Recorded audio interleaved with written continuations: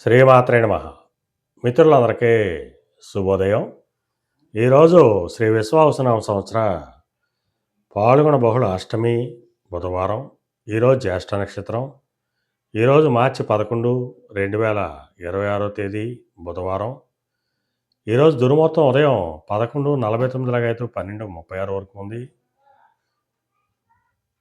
వద్యం ఇవ్వబడలేదు. అలాగే ఈరోజు నక్షత్రం అయినటువంటి జ్యేష్ఠ నక్షత్రం ఎవరికి తారాబలం కుదురుతుందో మనం పరిశీలించినట్లయితే అశ్విని, భరణి,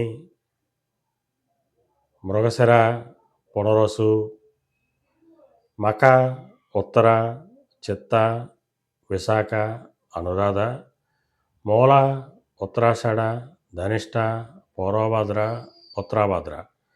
ఈ నక్షత్రంలో జన్మించిన మన మిత్రులందరికీ కూడా ఈరోజు నక్షత్రం ఏంటంటే జ్యేష్ఠ అనుకూలంగా ఉంటుంది. అందువల్ల ఇప్పుడు చెప్పుకున్నటువంటి నక్షత్ర జాతకులందరికీ ఈరోజు శుభకరంగా ఉండే అవకాశం ఉంది.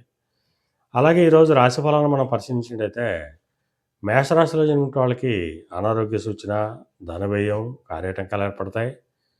వృషభ రాశిలో జన్మించిన వాళ్ళకి కళత్రపూర్వక ధనలాభం కలుగుతుంది. మిథున రాశిలో జన్మించిన వాళ్ళకి శత్రుభయం కలుగుతుంది. కర్కాటక రాశిలో జన్మించిన వాళ్ళకి సంతానానికి సంబంధించిన శుభవార్తలు వింటారు.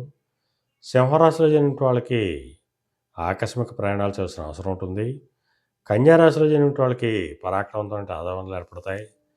తులారాశిలో జన్మించిన వాళ్ళకి ధనాదాయం వృద్ధి చెందుతుంది.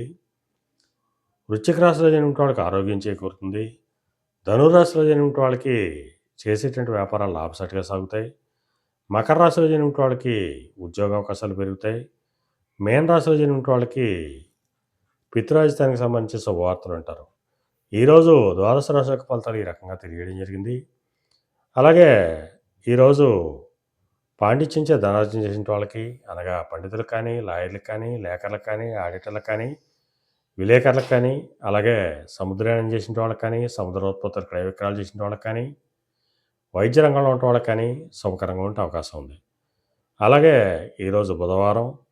అందువలన అయ్యప్ప స్వామిని, మణికంఠ స్వామిని ఆరాధించిన, స్వామిని అభిషేకించిన సర్వశుభాలు కలుగుతాయని చెప్పి శాస్త్రీత్యా తెలియజేయడం జరుగుతుంది.